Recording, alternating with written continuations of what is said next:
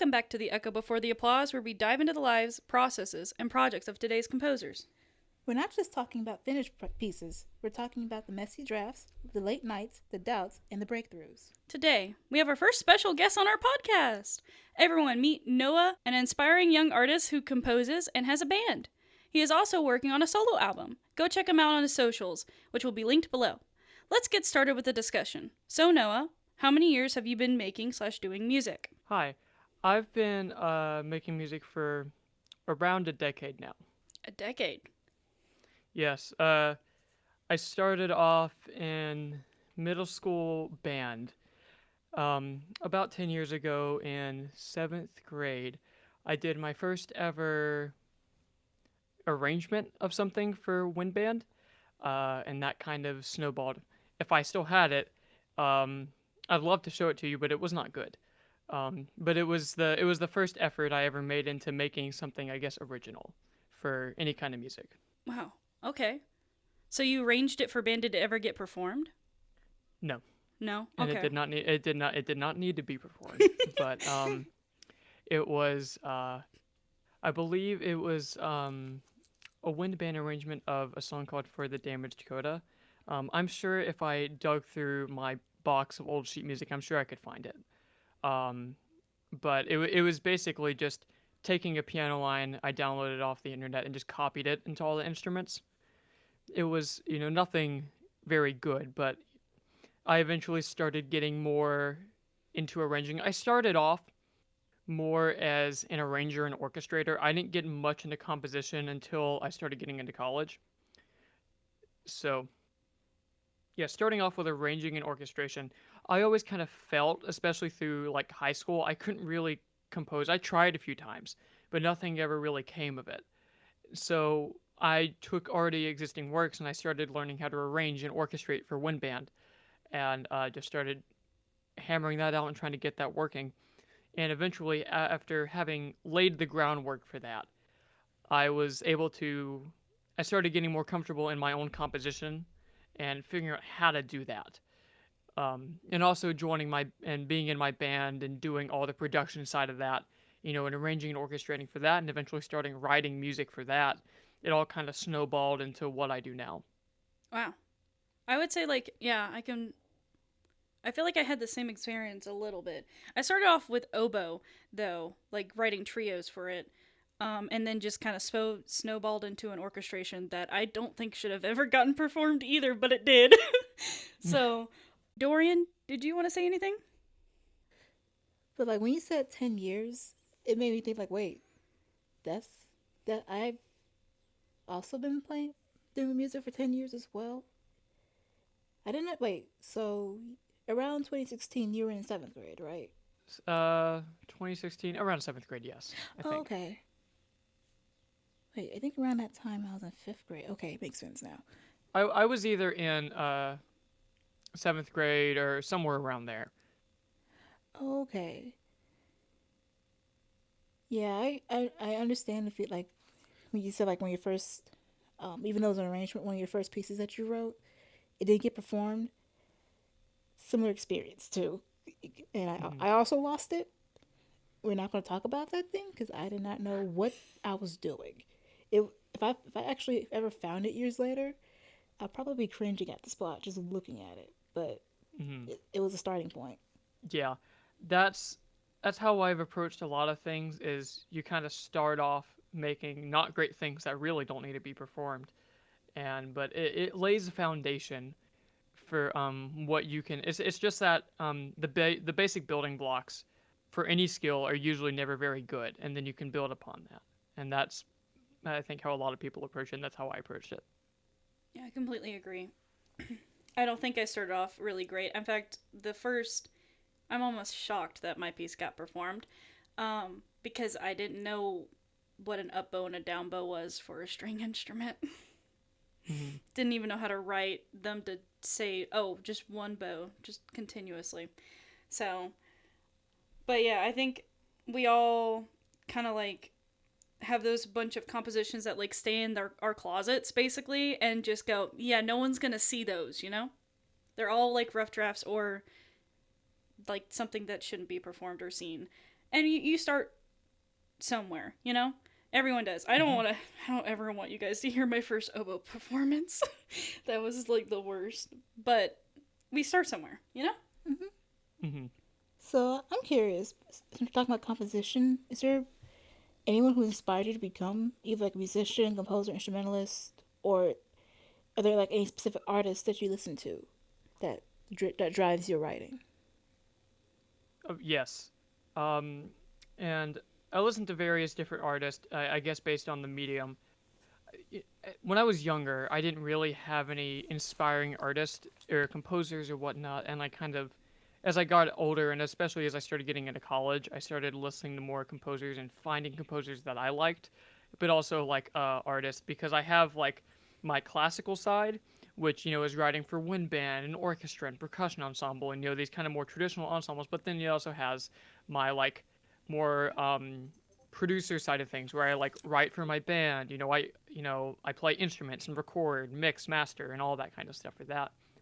And you know, I when I started off doing those things, I didn't really have a composer I listened to, and I found him over time for wind band. And I guess this a more classical sense. My single most favorite composer, and he's had the most influence on my writing and how I generally do things and how I see music is Percy Grainger. He is most known in the wind band world for his folk song arrangements like Shepherd's Hay, Molly on the Shore, Handle on the Strand, and some of his original stuff like Children's March and Lincolnshire Posing, Colonial Song, and things like that. And while I do really like those pieces, and those have kind of influenced me in a way, it was much more of his lesser known modernistic works that are not really based on folk music that really I listen to him and I go, oh my God, I love this. And so he's been my favorite classical my favorite classical composer for many years at this point, despite his flaws, which I don't want to get into. He had many. Um, his music and the way he writes and how innovative he was for laying the groundwork of the wind ensemble. Because I grew up in band. I joined middle school band in sixth grade, and being able to know that him writing in the 1910s and the 1920s and how he wrote and orchestrated for what was military band at the time really set a foundation for the wind ensemble. He also pioneered the use of mallet percussion in general ensembles. I'm a percussionist and I mostly play mallet percussion, so that's quite important to me because you look at all kind of wind ensemble literature now and you see they are chock full of mallet percussion. But when the wind ensemble first started coming around, and even in the orchestra, mallet percussion wasn't that big of a thing. Yeah, they had xylophones and they had bells, but they were used for effects. They weren't used that often. And then came Percy Grainger be like, it's 1914 or something. I'm going to write for like every mallet instrument I can find and then some. So um, that's really important. I've always found it so interesting. So yeah, when it comes to that classical medium, Percy Grainger hands down has to be my favorite composer. My favorite classical piece, classical I put in terms in quotations, but is by Granger.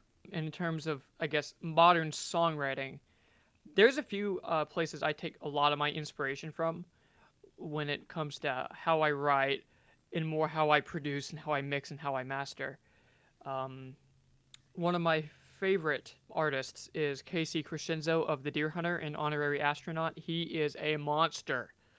He's been making music with The Deer Hunter for well over 20 years now, and every record only gets better. It's impressive. And then the dude also learned like 3D animation and video editing for his most recent project. It's crazy. Um, Another band I really like is the Mars Volta with I'm probably gonna butcher these names, but Cedric Bixler Zabla and Omar Rodriguez Lopez of the Mars Volta and the Drive-In. They are an awesome duo, and I cannot get enough of them and their style of writing. I was gonna say I do know Molly on the Shore, because when I was in a high school band, we were trying to learn that piece, and oh my god, I could not. That Yes. one was really hard. I probably could do it now, but I couldn't do it back then. Not at all. Yeah. A lot of his stuff is quite technically challenging, because at that time, when the first foundations of the wind band were being set by composers like Ralph Vaughan Williams and Gustav Holst and John Philip Sousa and Percy Grainger, there wasn't grade levels to it. It was just kind of like a free for all. You could just write it whatever you wanted and with no limitations. So some of the hardest wind band literature comes from the earliest days of it. When you mentioned Percy Granger, he did sound familiar until you said Handel and the Strand, and I was like, oh wait, aren't we playing that? We are playing Handel and the Strand. Yeah, That one is kind of based off of a folk song, but I think it is purely original. But it is very folk based. that's what it sounds like, especially when we play it. It is. I like the way in the middle. I can't remember exactly where. I just know the time changes a little bit, and then it goes back to the original um, Hmm. A section. He's like I said, he's most known for his those works, those kind of more folk inspired works. That's what he's easily most known for. But for the wind ensemble and for orchestra, he has more modern contemporary works that have like bonkers harmony.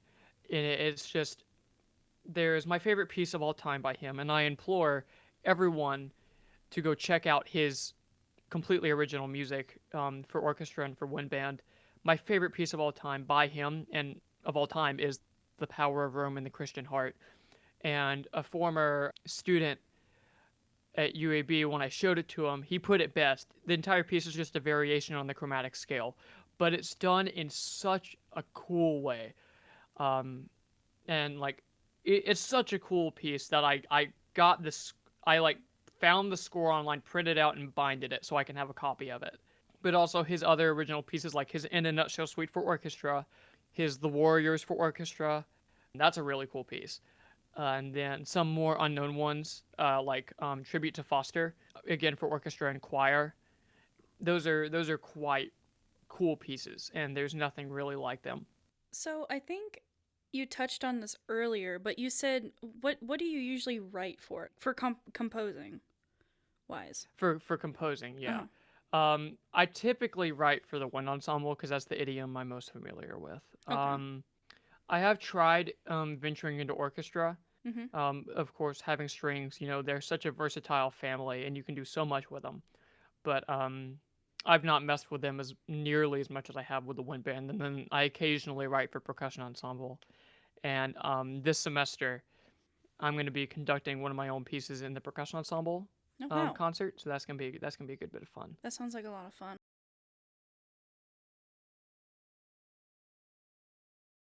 When did you realize music was something you wanted to pursue seriously?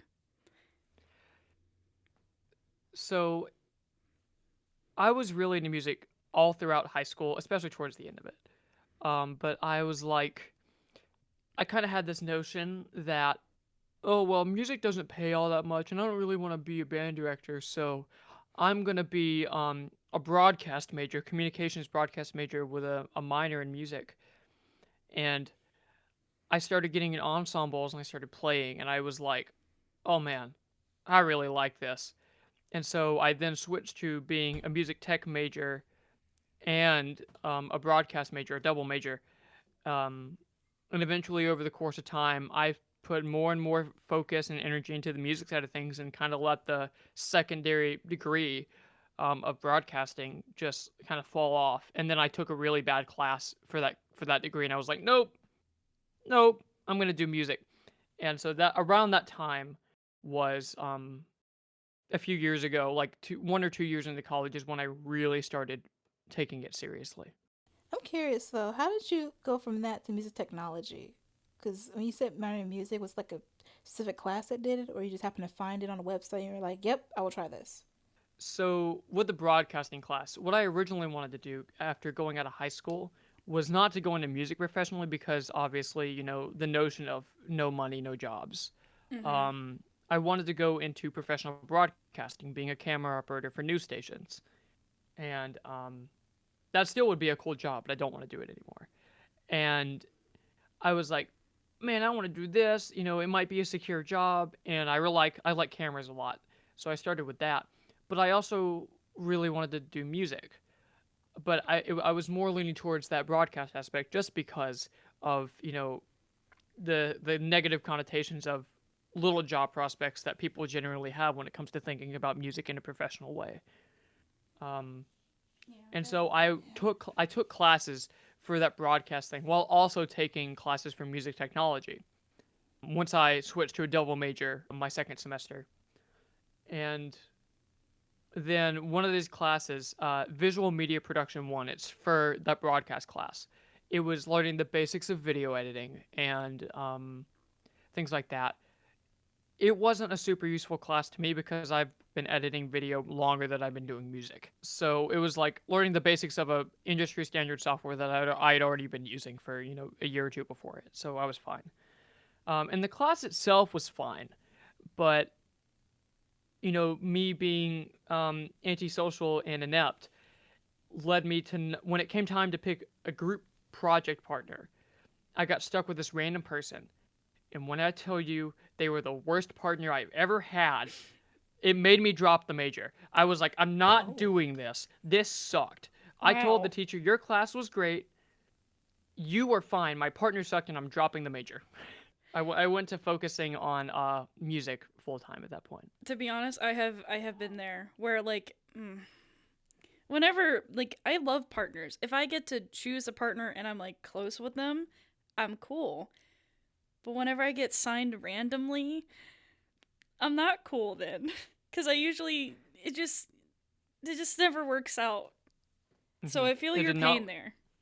Yes, it did not work out in that case. And by that point, I was already coming to terms with the fact that if I wanted to keep doing this double major, it would have extended my degree another 2 or 3 years. So I was coming to be like, okay, I'm barely putting effort into this broadcasting major. I'm putting all of it into the music technology, and then taking that class was kind of the breaking point. I was like, you know what, I'm done. Music technology the whole way.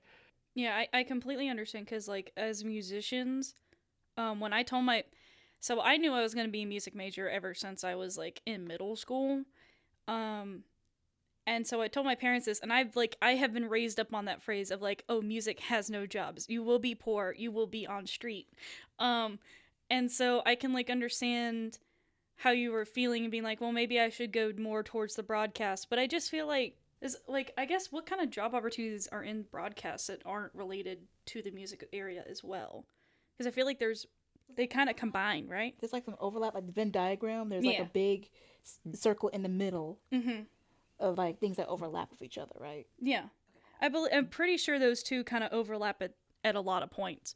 So, but yeah, the music technology degree at UAB is really good. I feel like you get kind of like a very wide spectrum of everything. When you're talking about the group projects, you're you're braver than me because even I can tolerate group projects. I say tolerate lightly because every single time I'm like personally when I'm put in that situation, somehow in some way I somehow get, take control of it. Not like like a tyrant in a tyrant sense, but still just slowly take the reins, especially when things get very off the rails or I see it's about to get off the rails. Mm-hmm. I'm like I'm trying to put my trust in you, even if I'm friendly with you, even though if I'm like friends with you, I put my trust on you. But at the same time, I'm like let's just put it back over here. Yeah, I'm kind of the leader. I kind of take Yeah, everything. I go, okay, you're assigned this, you're assigned that, you're assigned this. If you don't do it by this date, I'll send the teacher a report card and I'll do your project for you, and then you guys get zeros. That's just kind of how I've been able to handle it. Luckily, my teachers are so chill when I do that, and they're like, yep, they get zeros, you get 100. maybe we should not be group partners. Two different types of leadership I'm here. well, I'm the more structured type. I like structure. If you don't give me structure, which we've had this conversation before, if you don't give me structure, I get really anxiety. I'm like, okay, you say it's due here, and you're not done with this, and I get really anxiety proven, and I know people kind of wait until the last second to do things, but that's just not how I work. With the job aspects with music, also was raised up some kind of similar, raised up with the same notion like no your music, no food on your table if you don't get a job and barely any jobs. At the same time though, I was also given the mainly there's three routes you can go: band director, music teacher, or orchestra. And I was actually trying to go the orchestra route in high school. Ever since I got to UAB, that changed, especially second semester freshman.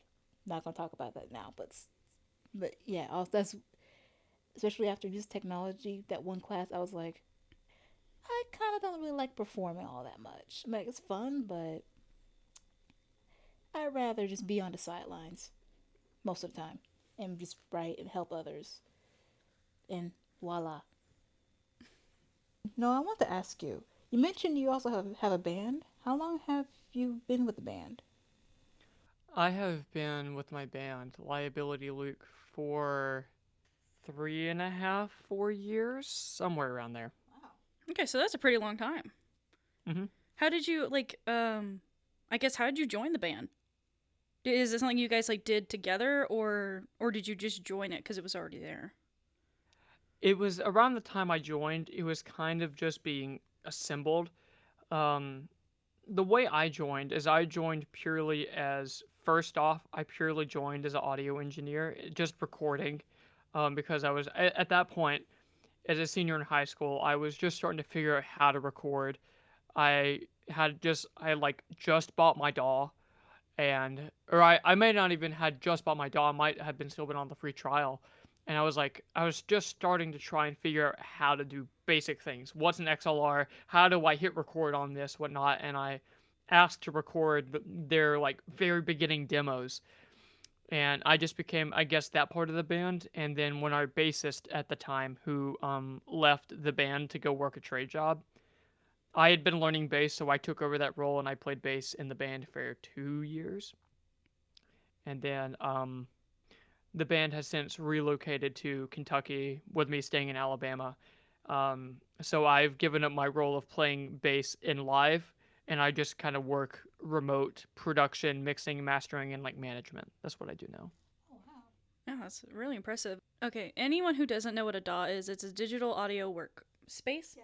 Workspace. Can you tell us what one you used? I use Ableton Live. Ableton Live. Okay, that's a good one. I've heard good ones, good reviews on that one. So like, can you go through the process of like kind of editing their band music, or like do you get?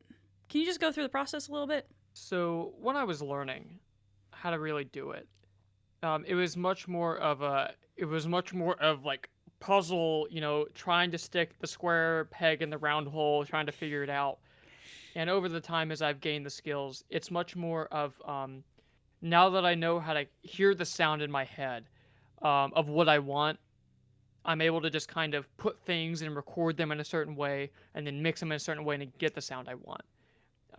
In that process, we're working on a new album, and a lot of that process has been me and the lead singer and pianist Abby.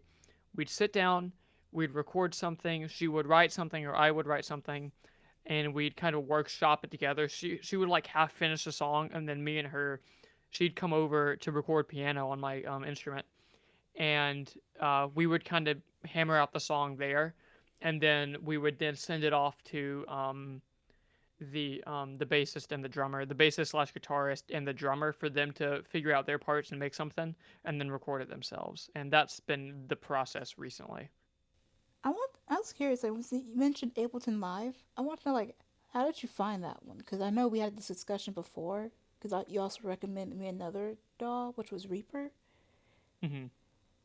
Like, how did you find Um, those? I found Ableton. It was through, there's a few music YouTubers I like use it. It was Adam Neely and Andrew Wong. Wong, I think that's how you say his last name. They both use Ableton, and so I was just like, at that point, I'd just been using Audacity up at that point, Oh yeah, Audacity. and so I was I was either recording straight to like a handheld recorder, or I was doing it in Audacity.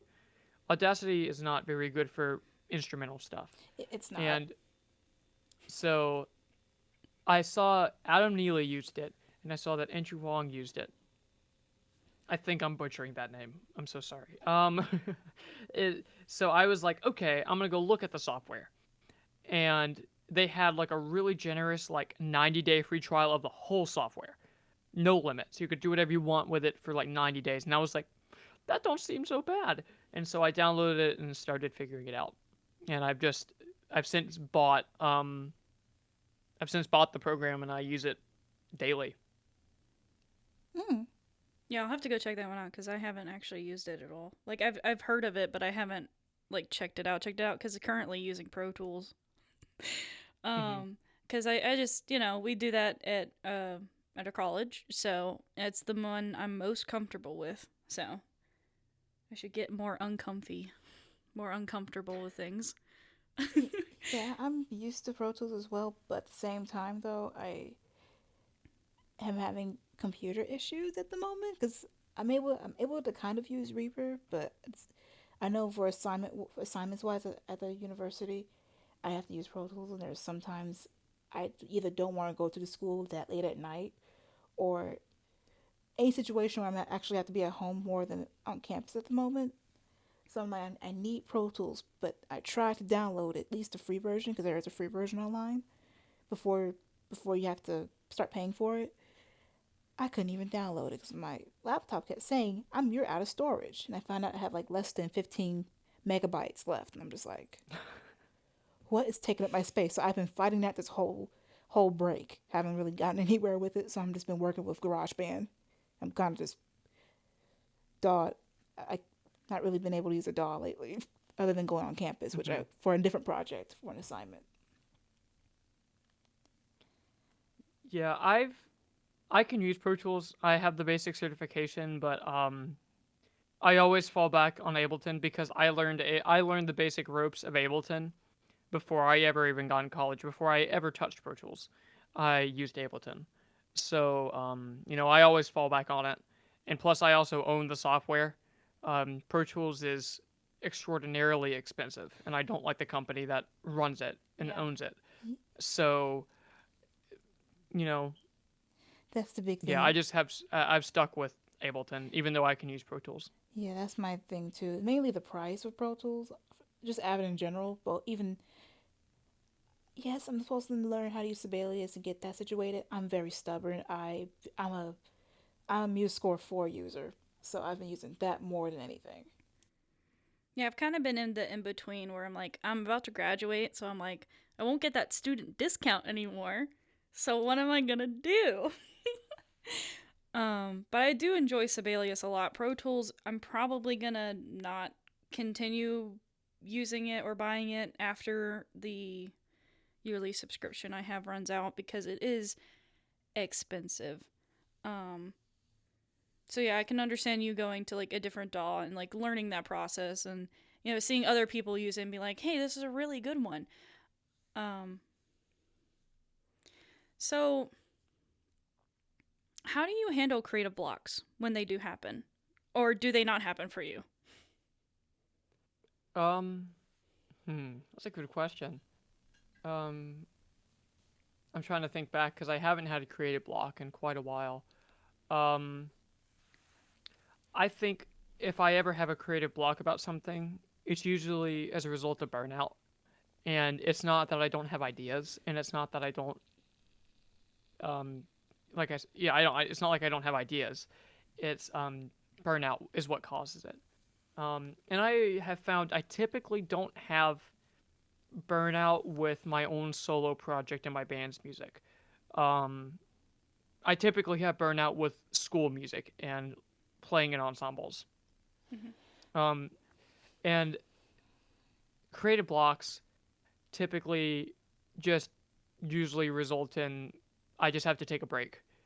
I have to take a break from what I'm doing, and then within a certain amount of time, I can get back to it. I see, because that's it's what's been happening for me this break, kind of like I. Whereas music stuff I have to do for school, I touched it, I picked it up, but not as much as I was planning to a week before. Whereas other stuff I've like of my own projects, I have started or started working on them a little bit more, but still just found out I just needed a break. I uh I actually started I was starting a new project and unfortunately I had to drop it because I have so much going on. But funny enough, I got a creative art block. I didn't know what to write about, so instead I posted it on my Instagram and I said, "Hey, vote for what mood I should write." And I think bittersweet won. So I'm currently working on that project, but I had to drop it because I have too many projects going on at once. Uh, Oh yeah. yeah, I mean I've got like I don't know, 7, and they all need to be due. Like they have to be done by March. So I had to drop it, but I'm still working on it. But I had to drop it for this month. They're just temporarily. It's like it's on Yeah, hiatus. it's just not on the top priority list. Oh yeah. Yeah, like this whole week I was trying to at least do composing and practice my clarinet and everything. Especially for like audition I have to do. I barely touched that clarinet. That's not a good thing. But I will try to make that time back a little bit next this coming week. But weirdly enough, since I earlier today at work, funny enough, I was composing at my desk for 2 whole hours nonstop, just randomly. As soon as I clocked in, 2 full hours of just working on something Oh yeah, on GarageBand and got a draft done. Whereas earlier this week, could barely pick up the pencil. And I'm just like like, do you have like scheduled time where you compose? Like, do you say you have to compose like an hour a day, Noah, or do you just like when I feel it, do it? It's when I feel it. I do it. I don't force myself to do anything Mm-hmm. because if I try to force myself to do something, it's not going to be good. Okay. I thought I was the only one who felt that way. No, I mean, not saying that that way isn't great. I just honestly feel like when I'm stuck, it gets me. So like sometimes I'm like, okay, I need to compose an hour a day, and then I'm like, oh, I get nothing, or it's like the pressure builds up to that hour, and then I'm there and I can't write anything down because I'm so trying to do stuff. It just doesn't work. So I just kind of also do it when I do it. But yeah, I just wanted to know cuz like a lot of people say like you need to practice like this thing every single day. But I feel like with composition it might be different. So it's good to know. Yeah, using that log that you let me use, I've noticed, especially for this month. I gotta tell you about this later. It weirdly glitched the hours since I did -15 Oh, I composition can hours. fix that. Yeah. Thank you. I need So help with sorry. that. Other than that, I realized so far the March pattern I've had was every other day I'm actually composing. So every Mhm. 48 hours, I put in another input. Because the last time I did it was 2 days ago on March 12th, and I realized, oh, that's my usual pattern. For some background, Noah, what we're talking about is I don't know if you've done composition at UAB, but I did that with the teacher there, and he made me do an hour a day, and I had to write it down. So I came up with this like spreadsheet, and so she's talking about the spreadsheet that I have done, and you just like put the date and you put how many hours you've worked, and it will just calculate everything for you. So that's pretty cool. I could send it to you if you want. Um, I also like on your Instagram. I saw that you said you were composing a soundtrack for a short film. Yes. Can you like who is it? Is it Random Dude EG? I don't know how to is. I just know Yes. Random Dude EGs. Yeah. His online alias, his user is random dude. Um, I've been friends with him for a long time at this point. He's based out of Sinaloa. Um, and he's been working on this short film for. I'm not gonna spoil it. But he's been working on a short film, animated multimedia short film. It's very ambitious for a student project.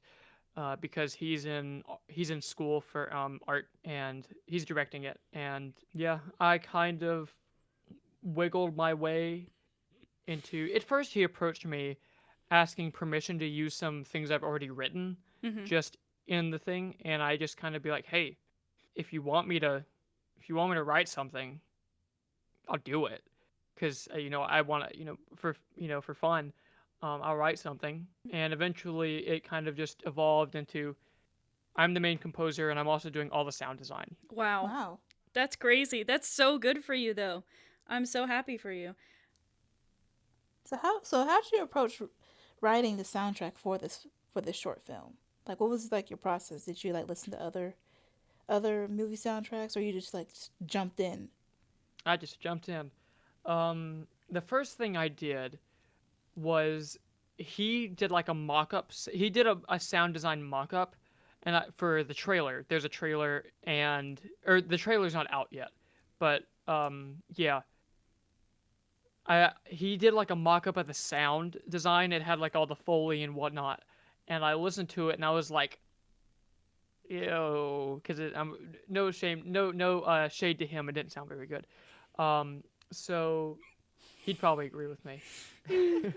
he So I was like, hey, let me have some fun with this and do all the sound for this trailer. I don't know, I'll share it with you guys, but I'll let you hear it. Mhm. But Mhm.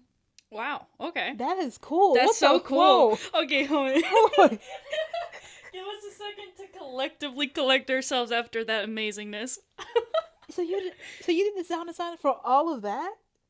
yes, That was really cool. yeah, yeah. The way yeah, the way I approached that was he kind of gave me a general idea of what he wanted, and he gave me like a somewhat of an idea with his very rough draft of sound, and then he also had like a different track. That music I made, it had a different track in its place, and he wanted something like that. Mhm. And I was like, okay, I'm just gonna make something original because he can't have that because copyright. He Right. can't have the track he was using. And so I just I looked at it and I was just like, okay, I'm just gonna start making and see what happens, and that's what came out of that. So I love Foley.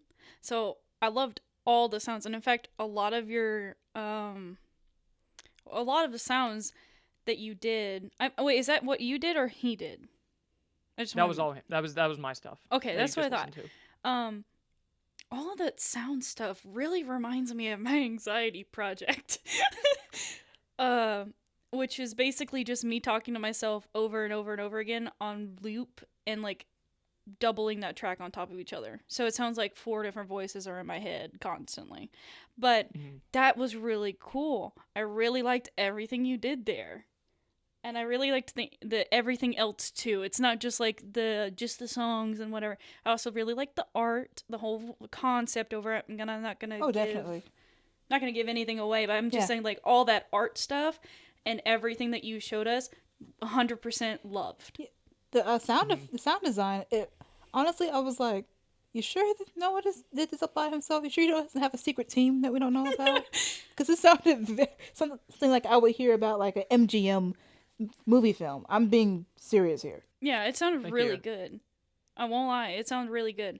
But yeah, that's a really cool project that you're working on. So it's a short film, right? Like, and that's Yes, it's gonna be. I believe he wants to make it into a series.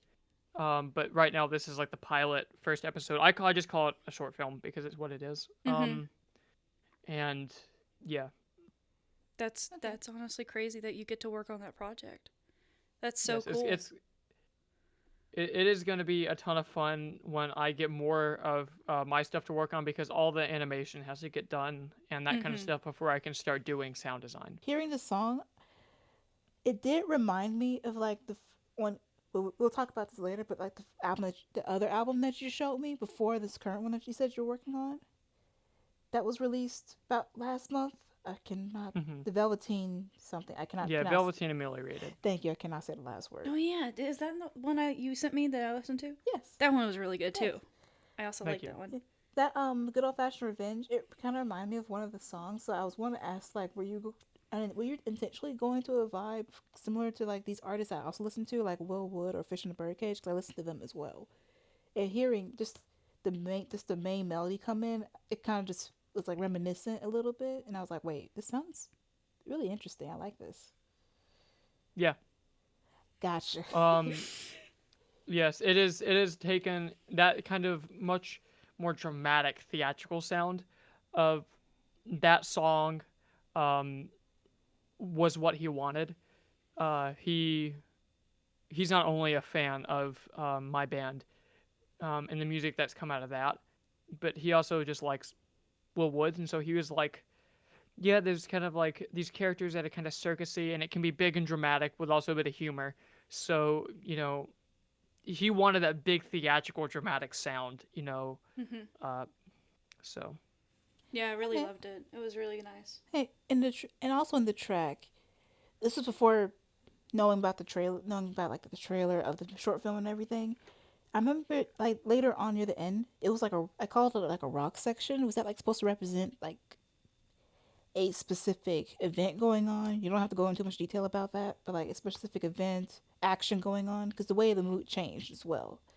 It caught my attention. um, no, Okay. um, it it was that song in some capacity is going to be used within the short film, but that my idea was with it's like the version you heard in the trailer and the like the more song version, they're completely two different versions. They sound Hmm. the music is the same, but they sound completely different. They're produced differently. Oh, Because okay. one is meant to be a lot more, the trailer one is a lot more subdued, and like the actual song one it's a lot more in your face because that one's supposed to kind of be a standalone song. Oh, okay. Yeah, so the Gotcha. one we got sent was a standalone song. Yes. The one, Gotcha. So and my then the bad. one we just heard is something similar, which is cool. Um, so yeah, I think the main takeaway that I had for Good Old Fashioned Revenge, the one you did send us, I really like the slow build up to. I don't know Mm-hmm. if you were going for this, but it felt like it was slowly building up to someone losing their mind, you know? And then the ending was really good for me. I wrote the ending was amazing too, and I'm like, can you describe how it was amazing, Sarah? No, I didn't even write. I just said, oh man, it was so good. I think I listened to it like 5 times because I really love circus themes. Really love circus Mm-hmm. themes. You kind of just said the same. You basically would say the same thing you were saying because I also like circus themes. Most of my beginner pieces I've written, somehow I always go back to a dance three beat like 1 2 3 waltz, and sometimes it will veer down to a circus, weird dark circus Mm-hmm. whimsy thing that happens. So you basically say, well, I'll probably say the exact same thing you would say. Okay. Okay, your band projects, the Velveteen Ameliorated. Did I say that right? Yes. Thank you. So the Velveteen. Could you just say it so I can hear it? Ve- Velveteen ameliorated. Okay. Okay, thank you. Velveteen Ameliorated. Like the fabric, Yes. velvet, velveteen, and then ameliorated is just a really fancy word for improved. Oh, Oh, okay. oh, that's Gotcha. an interesting name. Gotcha. Yes, because that album, Velveteen Ameliorated, there's an earlier version of Velveteen that's out. It's just Velveteen. Velveteen Ameliorated is like a complete like remix and remaster of Velveteen. Okay, that makes more Okay. sense now. Okay. I did love all like the details, details in this, how you and your group, band, sorry, not group, band created it. Especially like you said, two of the songs were like covers of Will Wood songs, right? One of them is, One, sorry. um, yeah, Thermodynamic Lawyer, which is the third track, I believe, is a Will Wood cover. Okay. One of the things I want to talk about was like the mixing and just the more technical side of it. Even though for me, well, compared to you, for me, I not as experienced when it comes to the mixing and mastering of things. So to me, it sounded very smooth. Like it was really good. Like how did you go? How can you walk through the process of doing the mixing and mastering of it? So it, I usually start my mixing when I'm recording.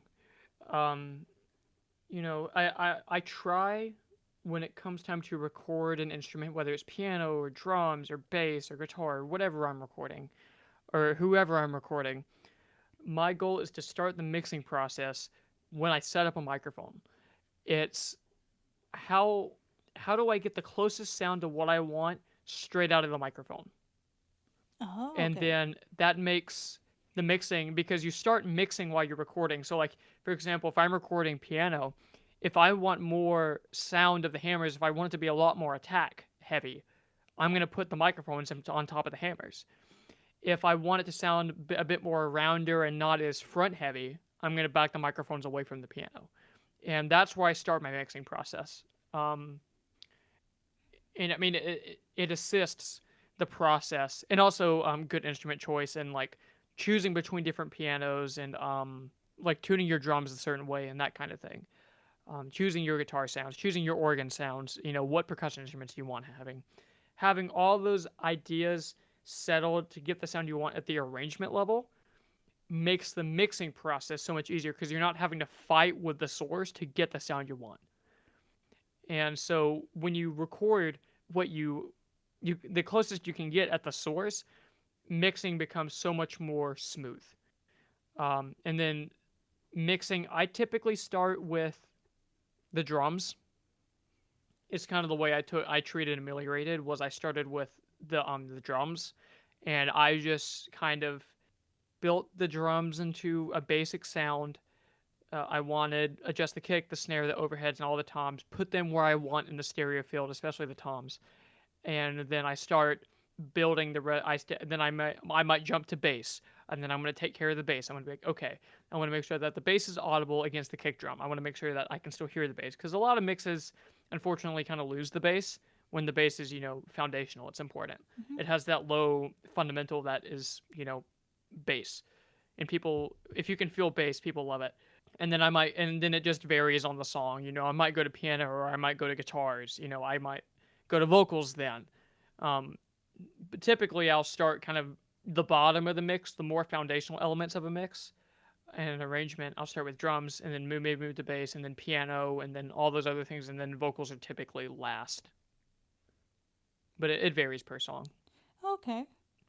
It was real. If that answers your question. Oh, it does. Because I'm starting to learn how to mix in class now, and I kind of get it.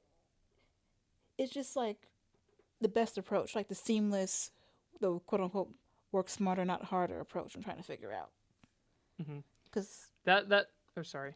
oh yeah, no, you're good. Because I was about to say like the last thing I like I like working with dogs, but there are times I'm just like I don't want to be here all hours of the night just trying to do this. Hmm. Yeah, I find that for some reason, like, working on music and mixing it is a stress reliever for me. Sitting sitting in a DAW and sitting there with my headphones and listening and being like, okay, how do I get this to sound the way I want it? And then when I get it to sound the way I want it, it's just like I love it, and it's a stress reliever for me. I can mix for hours. Um, Well, do you so do you when you're mixing, do you work with your band? Do you like, for instance, you mix it a little bit and you send it off to the said band members and ask for their feedback, or do they kind of just rely fully on you to mix it the way you want it? I typically rely on feedback of others. Okay. I'll do a very solid bass mix, and then I'll send to the point where they're not like, oh, that's egregiously louder. I do a very basic mix to what my ears want and what I want from the sound, and then I send that off for feedback. Because one of the issues you can have being a sole mix engineer and master engineer, which I typically do on on lower budget projects, as I do the mixing and the mastering, is that it's always beneficial to have more than one set of ears, because you have, as an engineer that's working on the project, if you recorded it and you're mixing it, you have listening bias. You have bias to what you're making. So you might be hearing it in a certain way, and you might be like, yeah, this sounds great, but to someone else, because you're hearing it, but you're also kind of melding it in your head to like what you want. Hmm. And so you can kind of trick yourself sometimes, and I've done it before where I've tricked myself into thinking something and then send it off to someone else. They're like, hey, do this. And then I take that context of in their criticism, and I go back and I apply it to it. I'm like, oh, yeah, okay. So that feedback is invaluable to me.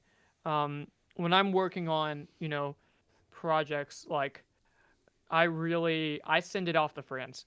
I'm like, even the friends that are not musicians, the most important listeners for anything, in my opinion, whether this is your classical music or your modern, music studio stuff, is your average audience aren't musicians. Um, they're not going to be able to hear, they're not going to be able to pinpoint certain things at a technical level. But taking the feedback of of someone who isn't a musician, someone who isn't an engineer, someone who's not in the band. If you put them in front of a piano, they're gonna pluck at it and they're just gonna hit. They're gonna be like, I have no idea what this is. So many buttons. But like their feedback is almost the most important because they're more a general listener, and if they have feedback about something like, yeah, this one thing is kind of harsh, then you should really take that into consideration, and I do. You also have like your own solo album. Is that Hmm. correct? Yes, Okay. I'm working on it right now. Is there like a specific storyline, genre, or just an overall vibe you're going for? There is an overall story, and Ooh. I guess a vibe that I'm going for with it. It's a like a folk blues album with it's an experimental folk blues album with ambient elements. Um, and there's an overall story and like a general feeling I'm trying to convey with it. Um, yeah, it's a very good work in progress. I think I have four of the I have four like the 5 or 6 real songs, and then there's like tracks that are kind of transition tracks, and they're just ambient noise, like found sound. I have a collection of old records that are from dead labels. They're from the '60s, and I used those and sampled them, and just because the story is not a good one, it's not happy, and in a lot of ways, I'm trying to make it kind of unsettling. Mm-hmm. And so taking those records, and while I'm physically recording them on my turntable, I think they were my mom's. They're kids' records, and they're just disgusting. They have so much grime on them, and so it increases the amount of noise, and that's what I like. And then I proceed to make it even worse by taking like the needle, and at certain parts when I wanted it kind of messed up, I would push down on the needle so it would like dig into the vinyl record a bit, Oh.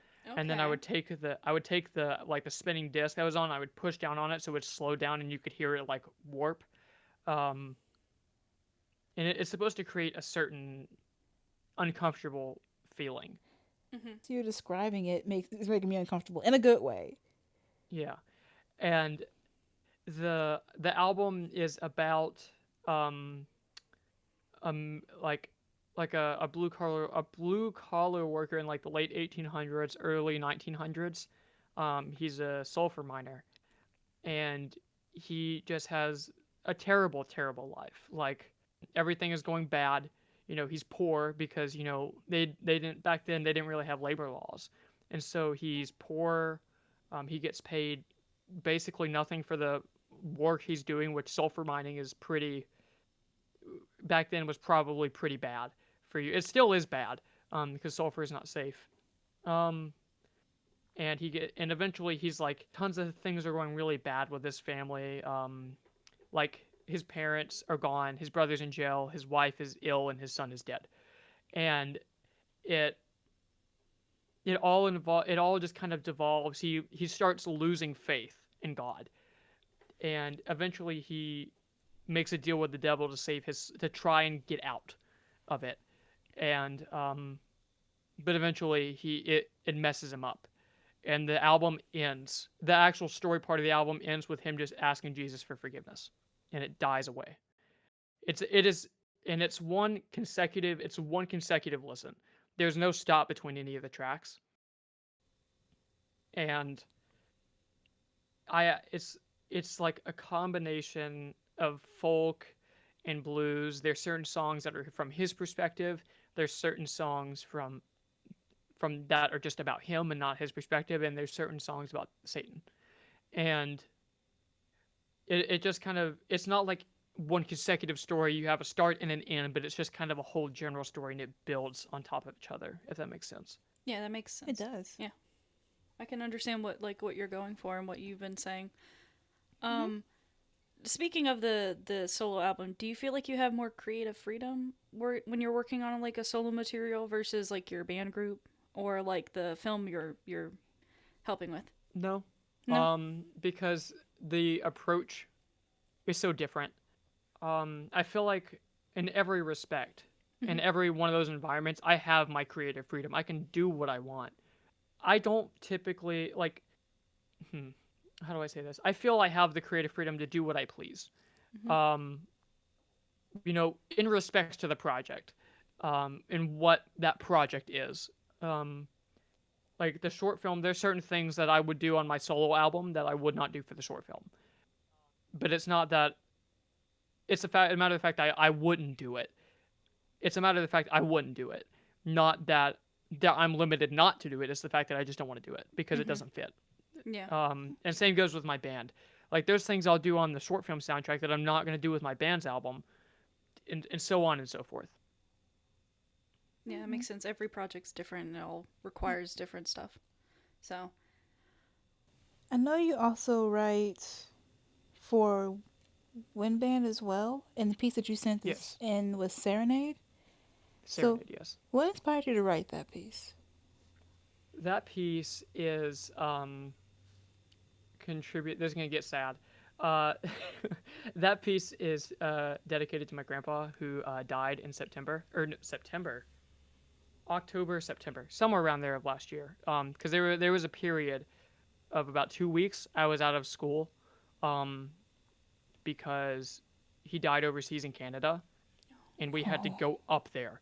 Me and my mom had to book emergency flights to go see him before he died in a hospital in Canada. And he was a major supporter of me and everything I did. He worked, he owned an electrical business. He was a blue collar man. He owned an electrical business. He raced cars. He's that kind of a guy. Um, and in my opinion, he had every right to be like, you need to get a real job. You need to do something that will get you money. You need to go be a welder. You need to go be a doctor. You're in college, you need to go into business. Something like that. But he never did that. Even despite his background, he always supported me when I did. And I remember he came to every performance except percussion ensemble because he thought percussion ensemble was a bunch of like banging, which is completely accurate. But he's completely right in the fact that percussion ensemble is just a bunch of noise and racket. So he didn't like it, but he liked the jazz bands. He liked the wind ensemble. He was always there. He always supported me, and I was like, I need to. I had been thinking for months and months and months on how to write something because I was like, I feel that I need to dedicate something to him in some way, and eventually I had this idea for this melody that really heavily consists of a major third descending. So going from like it's in the key of A flat major, so going from a C to an A flat, that resolution has it doesn't have tension, but when it resolves down to that A flat, it feels very at home. I found, and so once I got that idea, and I kind of stole that from Percy Granger's Colonial Song because the main melody there is a descending third. It starts with a descending third, Mhm. major third, and so I was like, this is what I want to do. And so I then took it, I wrote it out. I wrote it out on like two piano staffs first. That's when I was younger. I typically would just take everything and I would start writing in the full one ensemble, and then I would usually be like, I have no idea what to do because I'm trying to write the original music in the setting of the one ensemble. And there's so many instruments and timbres to consider that you're like, what do I do? Um, so I've kind of made myself fall into working just in a piano staff, maybe two or three pianos, to write out all my ideas, and then I orchestrate it, a more traditional approach. And so I did that, and I wrote it with because he was a Christian. He I had it. Not only did I want it very pretty, and I wanted it in certain areas to be very hymn-like, Mhm. to have a kind of a very home kind of soft sound. It's also kind of sad. It's not a happy serenade by any means. It's very bittersweet because of the circumstance and the situation that led up to me creating the piece. And so I was like, you know, I don't want to write this purely pretty piece that's just like kind of flutter, on a hymn song of Philip Bliss kind of thing, or your basic ballad lullaby for band. That's not what I wanted. I wanted to really put in the feelings I had, and I still have, it's a it's all kinds of feelings. There's sadness, there's anger, there's happiness, there's sadness, you know all those feelings are in there. The happiness and kind of the smoothness is having those good memories, and these very nice tonal harmonies. It all falls within the scope of your basic traditional sense. You have ones to fours and fives to sixes, and that kind of thing. Mhm. Hmm. And then to kind of and it kind of starts off very, very tonal, very simple. It starts off low in the wind ensemble with low. It starts off with the low reeds, the low brass and the low reeds. That's where it lies. It has this very warm, hugging kind of, feels like you're being hugged kind of sound, that can be provided by the low brass and low winds without any of those top voices. And and eventually it occasionally has a bittersweet element. There's the occasional level of chromaticism in there, and then eventually it starts kind of harmonically devolving into it starts leaning into more chromaticism. And this is starting trying to like introduce that kind of bittersweet kind of sad sound. I think it's the C or the D section. That entire section, if you look at the bass line, it's all descending major chords, major seventh chords. It's chromatic descending major chords. That's all it is. And it kind of has this, it has a really interesting sound. And I also stole that from Percy Grainger too, because he uses chromatic descending everything a lot of the time. And that's a device I learned from his music. And then eventually it kind of starts evolving. There's more dissonance, there's more heaviness in it. And then it hits the climax. And, it has these flowing French horn lines, these kind of, and like some of the notes I gave to the melody, it needs to have a quiet crying like quality, so lots of vibrato, and having, because it's sad. Mhm. The situation was sad, and so it eventually, and there's occasional like really harsh dissonances like right before the very big build up. If you listen in the trombones, the tenor sax, and the euphoniums, there's a half step. There's a really heavy D flat and C right next to each other. It's a really punchy, in your face half step. And I also use a chord progression, one of my favorites, 1-7-4 minor 4 chord progressions. It's a more of a poppy chord progression, but it's such an impactful chord progression. It's so melancholic. And I saved it for that very end of that climax. And then it kind of it builds, and it doesn't resolve that climax because it just sits on that minor 4 chord. It's a borrowed chord. It's not in the key. It's a dissonant chord. And it also adds a 6 in there, so it builds on that dissonance. There's a lot of tension there. It builds to almost the loudest the ensemble can go, decent with a good sound, and then it just rings out. The percussion rings out, and I have a specific instruction that you can't hear in the musical recording, Mhm. that the vibraphone does this really big arpeggio as loud, and let the vibraphone ring out, and like let the motor go from the fast as it can to the lowest it can. So it has like this vibrato that's slowed, that as the vibraphone dies away, the vibrato slows down. Then eventually it falls back into that low wind kind of sound. There's a bit this kind of transitional thing where it goes back into the depths of the ensemble and relies very heavily on the very low reeds, the contrabass clarinet, the contrabassoon, and it has this really dissonant, like diminished chord that's like diminished seventh chord that's really close together and really low. So it's like if I played that chord upper on the piano, it would sound as dissonant and muddy as it does down in those depths of that ensemble, and that's the whole reason I put it there, because I wanted it to sound kind of what's happening. It doesn't resolve, Mhm. and I don't want it to resolve. I see. I want to first off Yeah, that was a say, lot to unpack. I'm sorry. You're yeah, I good. want to first off say we're very sorry for your loss. Mhm. And then coming back to school to have like all those exams thrown upon you and all your homework, I just like, how did you process that pretty quickly, or did you just have to like just do it like one track focus mind right now? It was, oh God. I'm trying to remember. I mean, it was, I had to process everything that was happening, Okay. because, at that point, I knew that going back into it, I couldn't,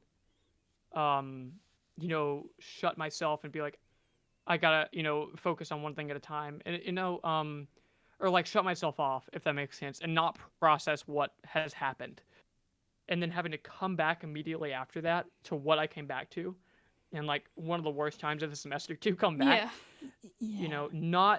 not processing what was happening would have been a disaster. We're going to play Falling on Deaf's Ears.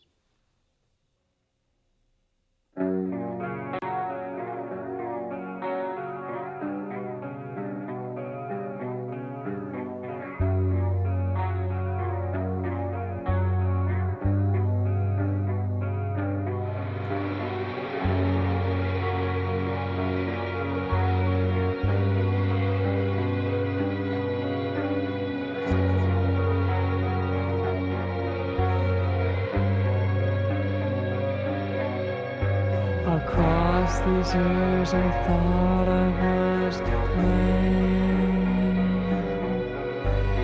Couldn't help but curl in so much shame.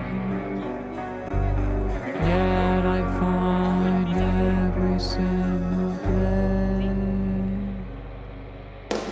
somewhat better covered in shame. No, that's why I was trying to talk to you so you could tell me, because I don't think I could. The shadow I once cast still stands so far away. And after all these years, I still hope and respect. Still, I can't help but wonder why I'll unmute this one. I'm the one subject to lie. And the crier for 10 miles wide. You just left me in a place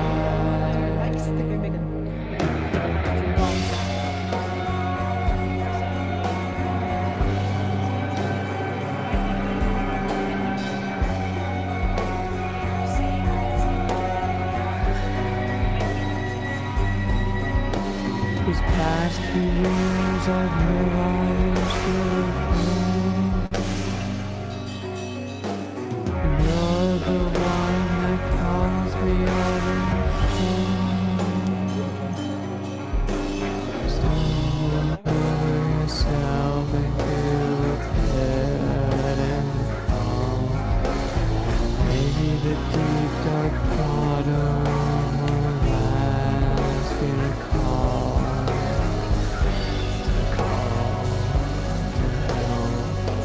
To find you ran into a wall.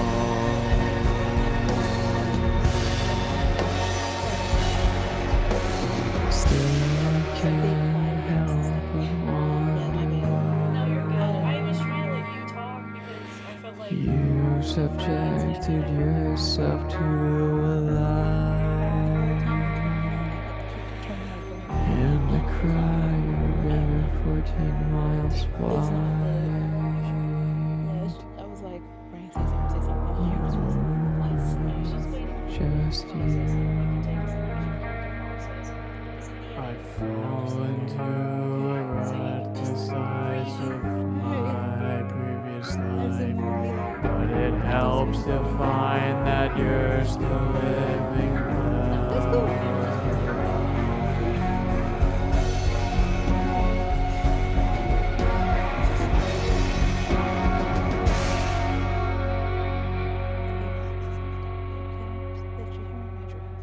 Yeah, thanks. Thank Yeah. you. After this. Okay.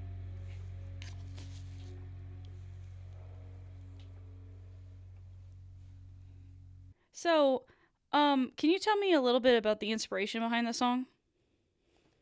So, instrumentally, this song was just kind of built. I was just kind of sitting around. I was playing on my guitar, and I just kind of created that first riff, and I was like, "This rips. This is an awesome riff."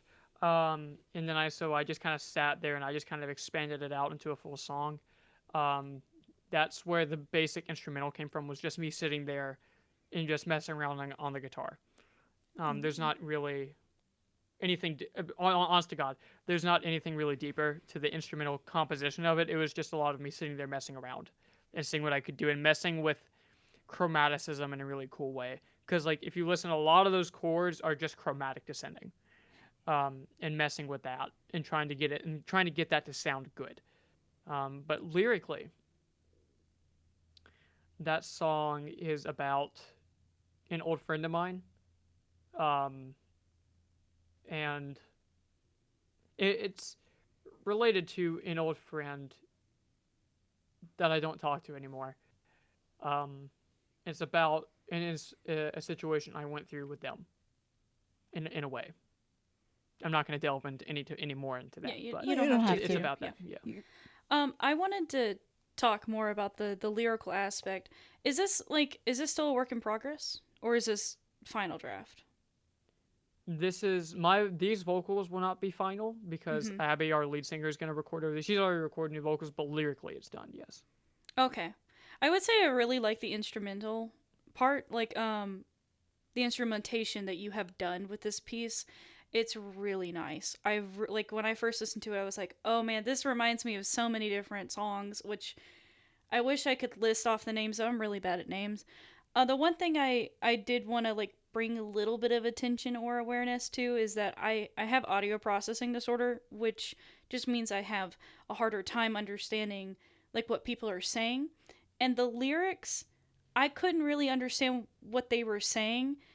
So that's why I brought up the lyrics and wanting to know if it was like a final or if it was still a work in progress. Yeah. I mean, it's still a work in progress. Okay. Abby, um, has a good bit more clarity in her voice Mm-hmm. naturally because it's a bit higher. So, but I remember when I recorded these vocals, I recorded them subdued because I did it late at night. Oh, okay. But that will be different. With It's the not that final, it's yeah, bad. I just was like, oh, I couldn't, I personally, with the audio disorder I have, I could not distinguish the lyrical. And I have a hard time with just every day, like, every music does this to me. When there's like lyrics, it's hard for me to tell. So a lot of the hmm time I'm just like, maybe they're saying Starbucks when they're really saying ex lovers. I think everyone yeah, knows where that's from. But Yep. yeah, I got Dorian with that. So I just wanted to like bring that to attention because it really was hard. I was trying to really focus in on that when I was listening it to off the podcast. But I really liked the instrumentation. Do you have anything to add, Dorian?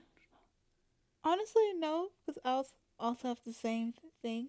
Like I like the instrumental, the mixing. I figured this was a work in progress still too, especially with the vocals. That's why I Mm-hmm. didn't say much about it.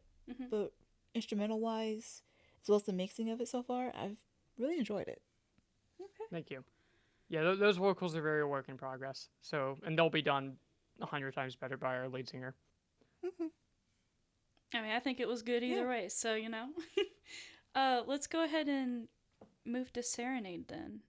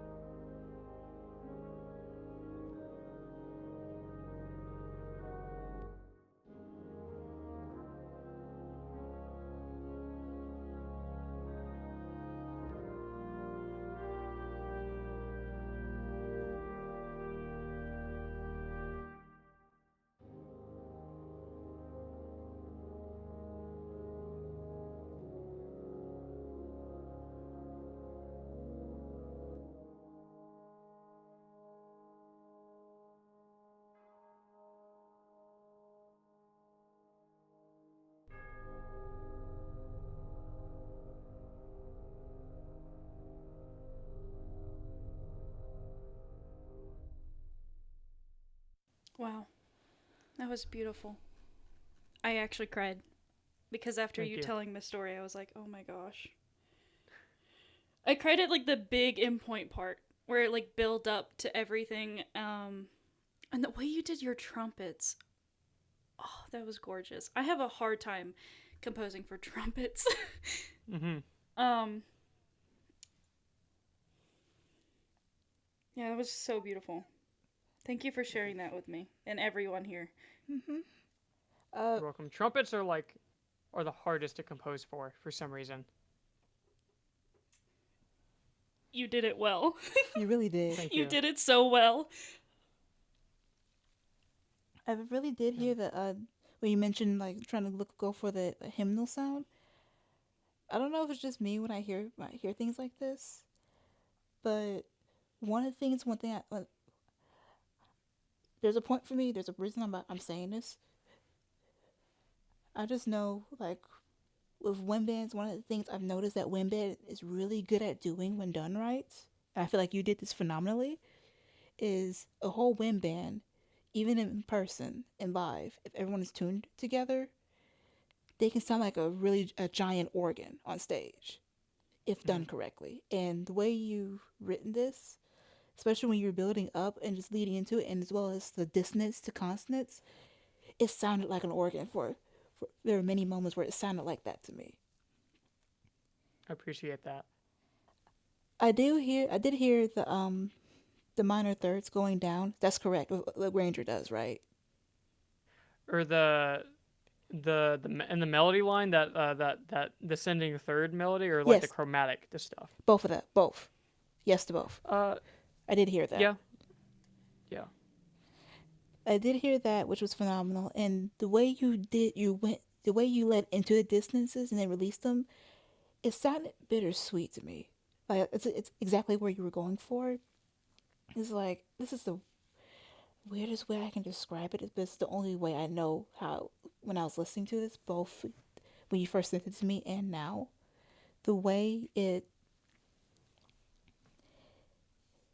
Okay, I don't. Okay, this may be weird. I don't know, but oh gosh, it was really beautiful, and the way the distances came in, it was like, how do I describe this? Are you talking about like the dissonant parts where it was, Yes, and the then it got, distance and releases, yeah, and the way it just or the way moments it where it stayed. it had like a. So my piece called Bittersweet, which is I think you were saying that it reminded you of bittersweet, the feeling, right? I think so. I'm trying to do like a where it's like it feels at home and then resolves.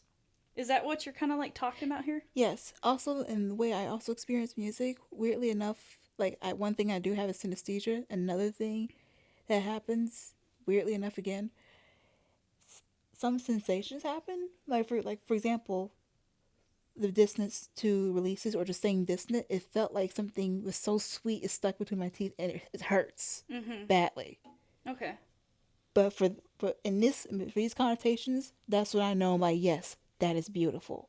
When I get that pain as well as that's that emotional feeling. That's the best way I can describe it. I could feel every emotion you put into it. And I'm pretty sure it like probably took you a long time to do this, right? I'm like, this is my guess. And I could feel every single effort you put in it. I think the initial composition took 2 days, and the orchestration took 2 days. So 2 days, as in like you wrote those 2 days all day, every day? Like for those 2 days? Or No. okay. No. But I mean, Yeah, no, not all day, every day, but like not total like 48 hours, but I spent like 2 days on it, if that makes sense. okay. Yeah, that makes sense. And I can feel everything you described that you said you were trying to go for. It was done flawlessly. It was. It was done so well. I don't even have any comments because I don't think it needs any. It's so good. I think that it touched me somewhere deep, deep, deep in my heart, and I'm cried at the emotional impact that you had. I don't remember what time it was. like a minute and for me, I marked one of the build up to a really big section. It was like at the minute and 45-second mark, but it may be some. You're probably thinking of something different. I'm probably thinking of like I think it was every single instrumental just came in. I think. I didn't actually get the time to look at the score beforehand. I have, like I said, a lot on my plate currently, but that was really beautiful. Thank It really you. was. Yeah, I tried to, when making this, I tried to, I guess, take it on a journey, starting off kind of much more solemn but more hymnal, and then slowly introducing all of those much more harsh, heartbreaking elements into it, and then like hinting at it as you go through, because there's the occasional dissonance up until you start getting to the really chromatic stuff. So Yeah, it was Yeah. done really well. I'm. Oh man, that's gotta be one of my favorites now. Yeah.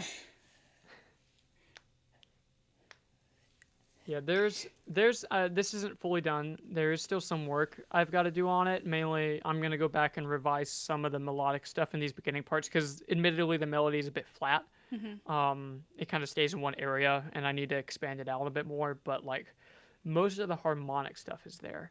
Yeah, most of the content is there. It's just the melody's got to be adjusted here and there a bit. Right. Quick question: do you plan on having this performed, or just more of a keep to yourself piece? I would like to have it performed, but I don't think I have anyone perform it. So Okay. the only piece I've ever had played by one ensemble was UAB's one ensemble when they played my march, The Racketeer, for Prism I a year remember ago. that. So I'm hoping to get this played sometime. I don't know when that will be, if it will ever be, but I mean, I won't be heartbroken if it doesn't get played. I really wrote it, just to put emotion into it, and having it played would be really nice. But and being able to hear this thing live, feeling because I want to be able to because through headphones, even through speakers, you can't feel that low end that tubas provide. You cannot feel the impact of a bass drum hit you in your chest. Like, I have some pretty heavy just bass drum stuff in there because I want it to kind of feel like a punch in the gut almost. And you can feel that live. You can feel that in your chest when you're in a concert hall with a bass drum that gets the hell smacked out of it. So if it gets played, that'd be really nice. But Yeah, I can imagine because again, like since with music, I also see colors with it. I already have an idea. I already can see like a few specific colors already, but I can imagine how that can sound live. hmm And I want to ask, just when you mentioned the Racketeer, from UAB student to UAB student, how did you go about getting that performed? Because I want. I'm actually interested too. Please Please, tell. please. I'm Okay, curious, but I don't know what to so do. so I sent it to Dr. Murray for feedback, and he said, "Let's put it on the concert." Really? That's it? Okay. That's literally it. That sounds like Dr. Murray, to It be really honest. does. Because I up until that point, I had been sending him stuff I'd been working on. I had been sending because he knows how to arrange for wind band. He knows how to orchestrate. I don't know if he composes, but I know he knows how to orchestrate. Oh, So I've been sending stuff to him because he's the band guy. He can arrange for our band. So send it. Because I send my stuff to like Dr. Morantz. I send it to Dr. Price. I send it to Dr. Murray. I sometimes send it to Dr. Fambro. I sometimes send it to I send it to a bunch of people. Just for feedback, and it just so happened that I sent that to him, and he was like, "Let's put it on the Prism concert." And I was like, "Okay, yeah, man, yeah, I'll take it." He also gave me a big list of. He actually did give me a big list of feedback to change, and I made a lot of those changes. But then he was like, "Let's put it on the concert," and I'm like, "Hell yeah, I'll take it." I wonder if he's like really big on marches because even this cycle, it's a lot of marches. In the past one, it's marches, and I'm just like, okay, um, interesting. I see a pattern here. Yeah, there's nothing wrong with a good march. Nothing wrong with it. Well, that's all the time we have for this podcast. So it was great to hear from you. It was great for you to be on the episode. I hope you had a fantastic time. I did. Thank you. See you on the next episode. Bye. Bye bye. Dorian signing out.